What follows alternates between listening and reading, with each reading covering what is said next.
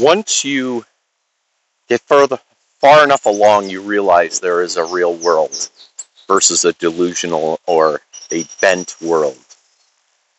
And there are these two different realities. There's the real world, and then there's this psychological, delusional world that we can all live in as humans. And what happens when you live, let's talk about a little bit about what happens when you choose to live in the real world. What's happening and why would you choose that?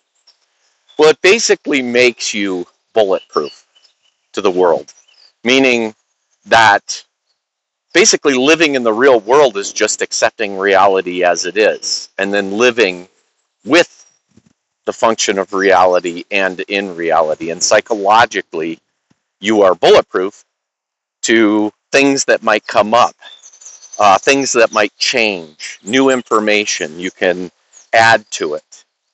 You don't have to tell secrets. You don't have to remember these kind of things. You have no need to lie.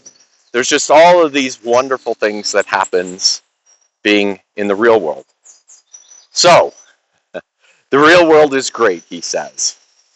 So how do I get into the real world? Or how do I know if I'm in the delusional world or the bent reality or if I'm in the real world? Well,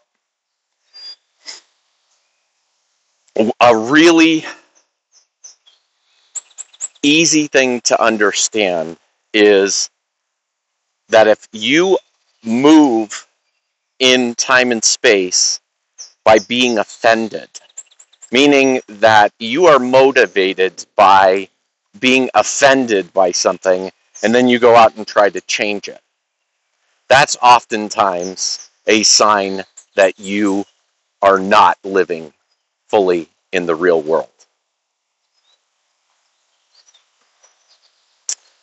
You have a difficult time with your emotions is another sign, meaning that you will say that I get angry or I get deeply sad. You are impulsive. These kind of things is another sign that you're living in the delusional world, the not real world, the bent world. So, the first step in living in the real world or finding the real world is by wanting to go there, to having a desire to move into the real world. And by the real world, we call this paradigm B, because we say this because it's simplicity, meaning that there are many paths to getting into the real world. But oftentimes we get stuck in following a ton of different paths. I know, I did it. And so B is just to look at it from a very simplistic point of view instead of needing to believe in all of these different paths or the right path or whatever. So how do you get there? How do you get into the real world? Well, let me deal with some things that are real popular. One of these ideas is called cognitive dissonance, and people are throwing this word around this time now, and it's really funny. So I'll just give you a real world example of it is like the left-right thing right now. They will say, one side will say that one's got cognitive dissonance, and then they just say, nope, it's them. They have cognitive dissonance. Or they say being right is being mental illness, being leftism is a mental illness. Well, if you're really trying to get into the real world, you got to figure out if you have cognitive dissonance and if you're the one that has the cognitive dissonance. And that's the thing. I mean, I've actually seen people with cognitive dissonance get into an argument about who has cognitive dissonance, and they both have cognitive dissonance. They can't figure it out. So you've got to want to figure it out for yourself. So the first thing that you do is assume you have cognitive dissonance, that you're not living in the real world, which is really great. It's a really great place to start, is to go, okay, I have things that I want to know, and I want to confirm for myself. And so that's a really great way to do it. So how does that work? What is cognitive dissonance? Well, let's try to make up on the fly, let's try to make up a really easy example of it. We see this a lot in our discourses today, as people get into an argument, and then, but let's just say one person has cognitive dissonance, the other one doesn't. Well, what they do when that's happening is the person who has cognitive dissonance has a pattern of thoughts, mental constructs that they cannot deal with and they can't handle it. So what they do when they're in dialogue, or they're not really in dialogue, they're actually in a conversation about something, is that they will, when it gets to that ball of mental constructs that they can't handle, let's say that but just as a real easy example, it's like a parenting issue. It's either a mommy issue or a dad issue, and they have this block inside of their mental capacity that they haven't dealt with, they haven't looked at. And so anytime that, like if they were in a session when I was a psychotherapist, we would get to that ball, and I would know it because the minute I get there, they wouldn't answer the question. And what they do is they just know, but it's about this, or oh no, it's about my feelings, or whatever it is. It doesn't matter. They can't deal with this aspect, this mental constructed patterns of thoughts, and so that's when we know we have a block. And as a psychotherapist, that was helping them get through and see those blocks. So that's what you're really after. You want to know what you don't know. You want to find out where these blocks are. You want to get through these blocks so that you aren't bending and then looking for, because what you do when you have these blocks, then you have to believe in everything else, but you can't, because you can't put your thoughts through this ball of thoughts, these patterns of thoughts. And that's why it's actually called a pattern, because cognitive dissonance is actually a musical term. Dissonance, it means that it's out of harmony. So basically if we're in harmony, great. That's called resonance. And dissonance means that it goes like that, and we're out of pattern.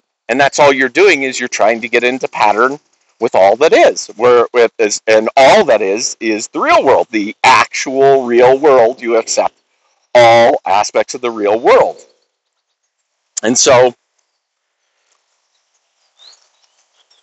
that's one way, or that is an example. So let's say that you're in that conversation with the person who has the parenting thing. They will just continue to move the goalpost of the conversation and won't deal with the aspect in the middle. I mean, if you've ever been in a relationship, or even a relationship with friends or family, and you see this happens all the time. These are the things people are just trying to get around, and then we create in the bent world. We create all these ideas about being a man and a woman, so that we can actually live in the delusional world. It's a collective agreement to live inside of a delusional world.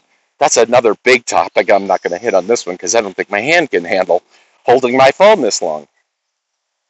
So, how do we drop in? How do we get into the real world? Well, the first step is to understand that there is a real world, and that is paradigm B. There's another place that we can live and be in the world. So, this is probably the most powerful way to do it. And we have to make distinctions on words, because that's exactly how the delusional world works. Is it changes the patterns of language. It changes the definition of language in order to keep the delusion alive. So I'm going to use terms, and I'm going to define them specifically. Even though people will define them differently, we have to have a foundation. So I'm going to start with faith versus belief. So, like, just to use an example, we have believers. Those are the people who say they believe in God. Let's just use that one. And then there's the other people that don't believe in God. So they're non-believers. Okay? So, we're going to define being a believer as somebody who has something that they want to believe in. Okay? Or the other way, that a non-believer, there's something that they don't want to believe in. that I'm not a believer. And so they hold this thing to be true. And when we believe or we take that position in belief, if we say, I'm a believer in God, let's just use that side of it for a second. Then what we do is we say, okay, I believe in God. Well, we take this thing, we believe that God exists. So then we go out into the world, we go into the regular world, and then we try to find evidence that supports our belief in God. What ends up happening when we do this is that our minds will take all the information that confirms our belief, and it says, okay, I believe, and I'm getting more believy. I'm getting more of a believer. I'm more of a believer. Just because we keep getting this confirmation of our belief. The thing that's bad about this is on the other side, there's all this other evidence that says, nope. But the thing is the believer who wants to believe will only allow these thoughts to process. But the thoughts that go against their belief don't get processed. And that's where the delusion begins. That's where bending reality is the big deal. So how do we get around this? Okay, well, first of all, define it as, if you're a believer, then you're doing this, that you're processing. This is the way I believe in God, then process that that's how you're doing it. You are literally trying to confirm, it's called confirmation bias. You are trying to confirm your belief is correct. And then you're just going to get rid of everything else that's not correct. And you're also going to get upset with people that don't believe the things that you believe. You're going to be offended, like we said earlier, all of this kind of thing, right? So what's another way to go? What's a healthy way to do this so we're not bending reality? Well, it would be to take this. So let's just say that you have a notion or you have an idea that there is a God and you want to go out and figure out this God thing. Okay? Well, there's faith. Take it on faith that this is happening. But I'm talking about a specific kind of faith.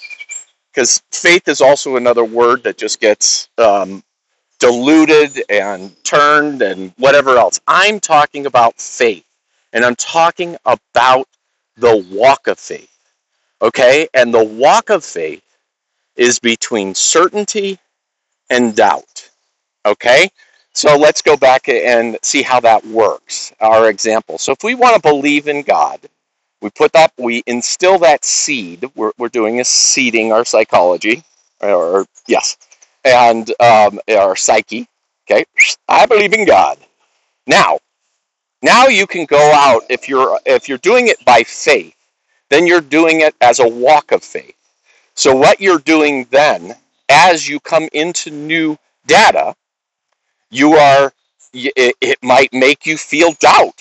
Now I might experience doubt that there's a God. Well, I might work with that for a while.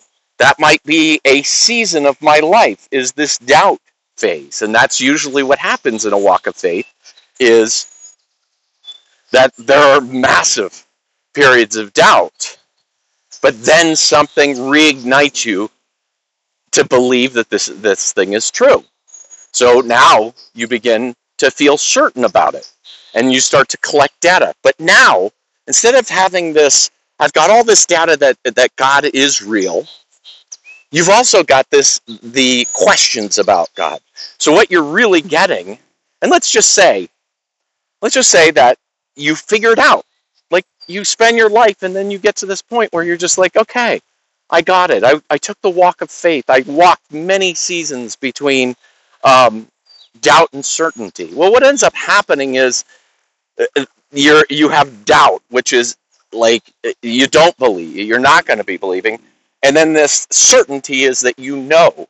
Well, what ends up going to happen is that swing, just like in anything, it's going to start doubt, certainty, doubt, certainty, doubt, certainty, doubt, certainty, doubt, certainty, doubt, certainty, doubt, certainty, doubt.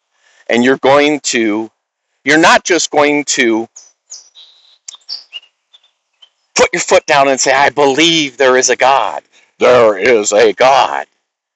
You are going to have a why. You are going to step into this certainty or this knowing. You're going to step into it with experience of both the contrast and the confirmation. And what is that? That's the accumulation of wisdom. And you can really tell the difference, just this is the philosopher's way, as you see these people that scream. Then they're saying, I believe, I believe, I believe, I believe. And they've got nothing to back it up.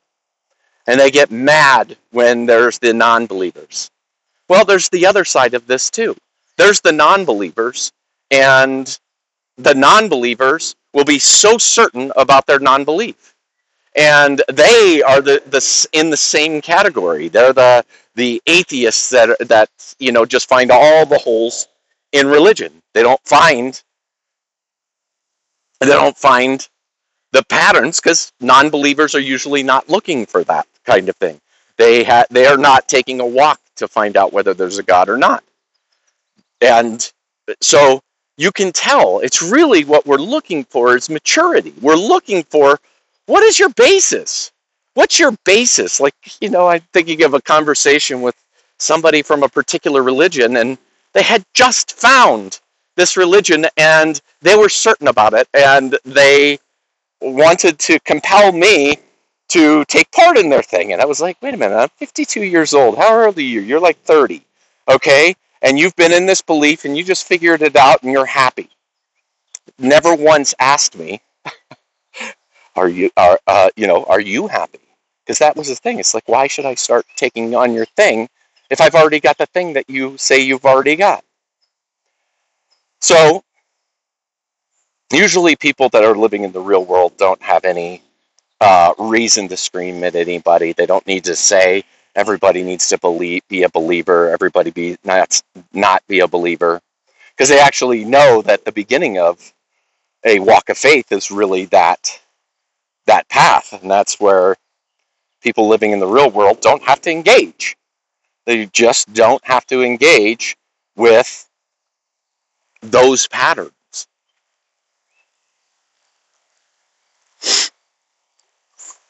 It's the delusional world versus the real world.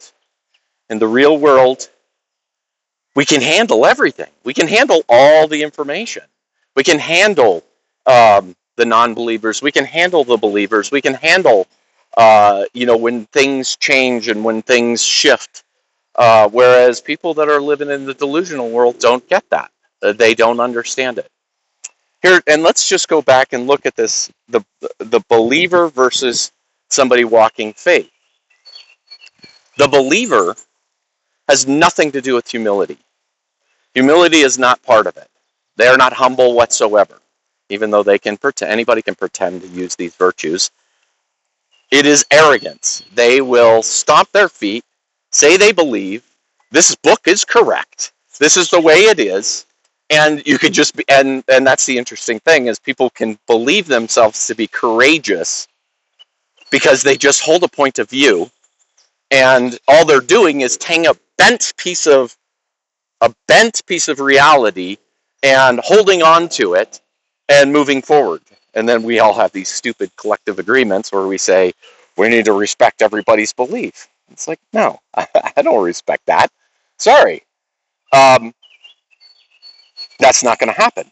And that's really the definition. Let's put some more definitions in it.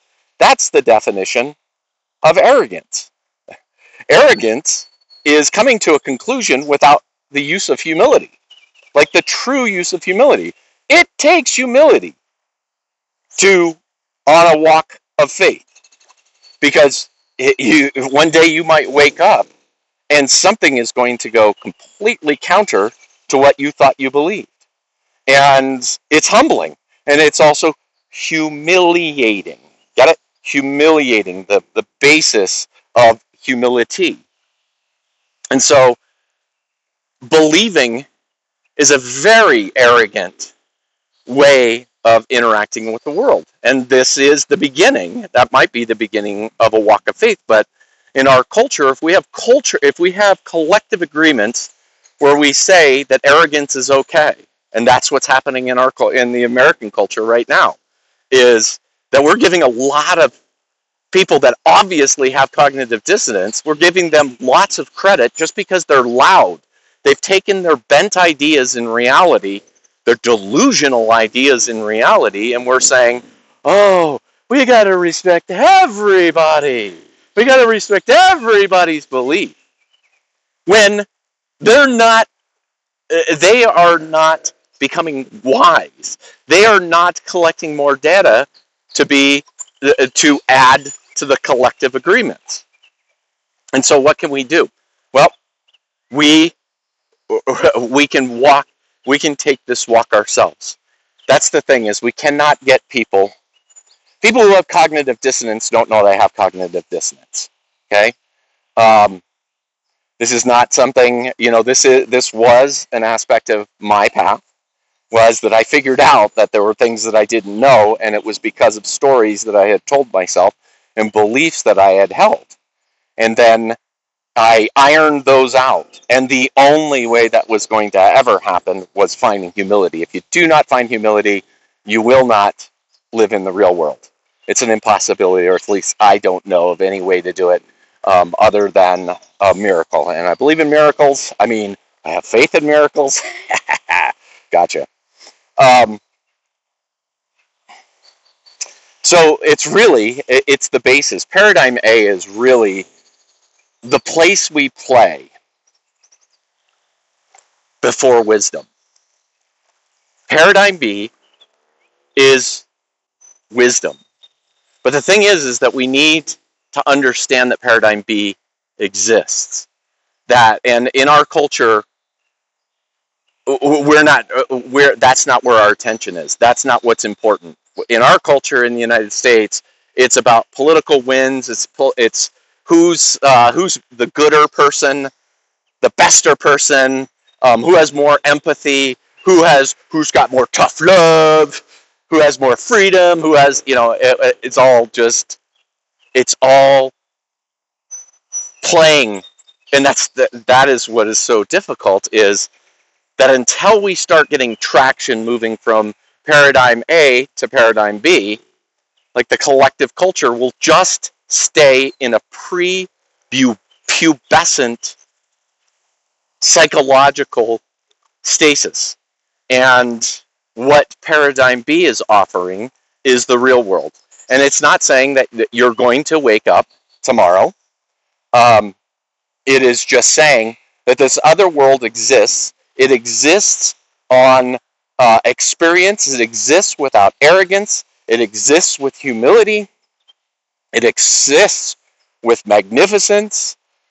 It's a powerful way to be. It's also a place where the world works for everyone. Instead of us screaming at people to accept this person, not accept this kind of person. Um, Paradigm B is everybody, and it's a world where wisdom is the thing that we raise in a hierarchy. In our culture, it's intelligence. It's these very superficial things like aesthetics. It's money. The more money, the success you have in money. What paradigm B is wisdom. Wisdom is when we start to look at people and start putting our attention on people that have worked themselves out of this delusional reality and are working themselves into dealing with the real world. And don't you want to look up to people with lots and lots of experience? Okay? And there's other beautiful things, by the way. Let me just mention a few of those things. Um, Things that we don't see in this paradigm A reality, where it's like delusion fighting delusion. There are people within that who believe that honesty is the penultimate. It's the ultimate place that a person can be, is just being honesty. Just having honesty and integrity. Like, we're not even going to get into the liars and all of that stuff, which is happening anyway, even if people believe themselves to be honest. In the real world, it's a wholeness. Other things come into play. One of the major ones that I love is sincerity. And I had a mentor who called sincerity, it's honesty sweetened by the heart. And there's a lot of wisdom that comes from the heart. And so, but I'm just going to get away from the fluffiness of being sincere and throw it away and just say, sincerity feels good. Sincerity feels amazing. Okay, I would say that sincerity is a form of joy. So let me define that one as well. What's another thing that drops online into our world, which is joy? So one of the things about living in the real world is to have a different relationship with grief.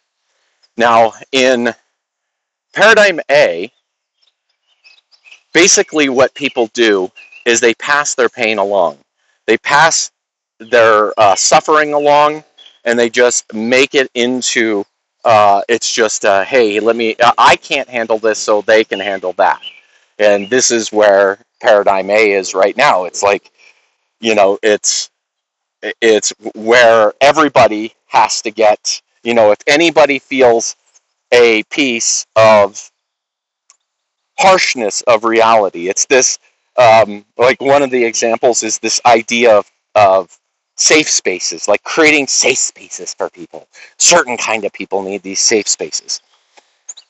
Safe spaces don't exist, okay? That is a delusion that we have in our minds, okay? And it is it's a ridiculous notion. Um, But there is a powerful, I'm not just going to leave you with criticizing something. I'm going to say that something that we can powerfully give to other people, which are places of grace. Places of grace can exist. This is where we are actually then balancing ourselves in grace by giving grace to other people. If they're having, let's say, emotional outbursts or whatever else, um, we can give them some grace and just say, hey, listen, um, you can't talk to me that way. But come to me when that powerful emotion's coming down, and then we'll have a talk. Okay? So grace is a beautiful thing that we can offer to people. We can't offer them safe spaces. Well, we can if you live in the delusional world. And this video isn't about living in a delusional world. This is about living in the real world. So, the other one is grief, and grief is something. This thinking that there's this story that humans need to suffer. And this is where we just collectively give our suffering and we pass it around to other people that live in the delusional world. So what is not happening when that happens is people they are not looking at grief as part of this whole system. And so basically they're saying, I have this thing called grief. I'm going to make up stories about it. I hear this all the time. I can never get over this. If this ever happens to you, you'll never get over this. It's impossible. I'm just giving you the philosophy behind that, and that's really a very popular thing right now. People do not process grief in the paradigm A function with any kind of wisdom. They create stories, they create blocks. I mean, just think about that right there as a piece of cognitive dissonance. If you come and you believe that you will never get over a certain thing, whatever that was, a loss of a dog or whatever it is, and people, you just pass on. You'll never get rid of it. You'll never get rid of it. You'll always feel that pain and how hard it is. And then anytime you mention the dog, you need to have all your friends go, oh, oh, oh, no, I can't believe it. You have to hold this the rest of your life. And it's like, that's just a ridiculous thing about dogs anyway. If you think about it, we all know that they have, a 10 to 15 year lifespan, and a more appropriate or wise idea is that if we choose to be in relationship with a dog, we accept their reality and accept that they are going to die. Well, there's another way that we can process grief, and that is in joy. Grief can change to joy. Just even using that dog. If you, and I know lots of people who have these kind of relationships with dogs. Some of them live in a delusional world. They can never have another dog, and there will never be another dog, and blah blah blah blah blah. And I know other people that are just like, will go to tears. You mention the dog, and they'll go to tears, but they're not going to tears because of sadness. They're overwhelmed by joy because they recognize God to them, or they recognize the beauty so deep. Think about it. It's like, so that's a good distinction between happiness and joy. Joy lives in the heart. Okay? Joy lives in the heart. The heart is what deals with grief. So what can we do is we can change. When we change the story to the real world, we accept that dogs aren't going to live. They're not going to outlive us most of the time, right? And we accept that reality, and that punches. It's like, yes, it's going to be an indelible mark on your being. Well, I would hope it is, but in a positive way, so that any time that you feel or remember or see something remind you of the pet, it doesn't bring you pain. It doesn't bring you loss. It brings you joy. I hope you're brought to tears by joy. And joy is another aspect that comes online in the real world that doesn't happen. Little things, that's the interesting thing. Little things can happen that makes us believe that we are living in B when we're still living in A. There's little, we can have moments of joy. We can have moments of sincerity. But then you still can be living the lie. And the lie is the delusional world. And here's a really good definition. Um, a lie is not the opposite of truth. A lie is a parasite of truth, because a lie actually needs a bit of truth to make it true. And that right in there can show you why believers can hold on to something and just try to get all the information they can to confirm what they believe to be true, when there's all this stuff that they just discard that would sometimes completely counter their belief.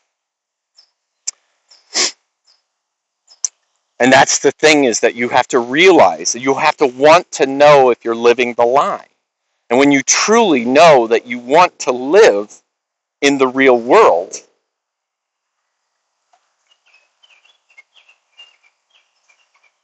it's the same thing as wanting to know the truth, the capital T truth. Because the more you take your walk of faith, the more knowing and more wisdom that comes behind it. So, I will see you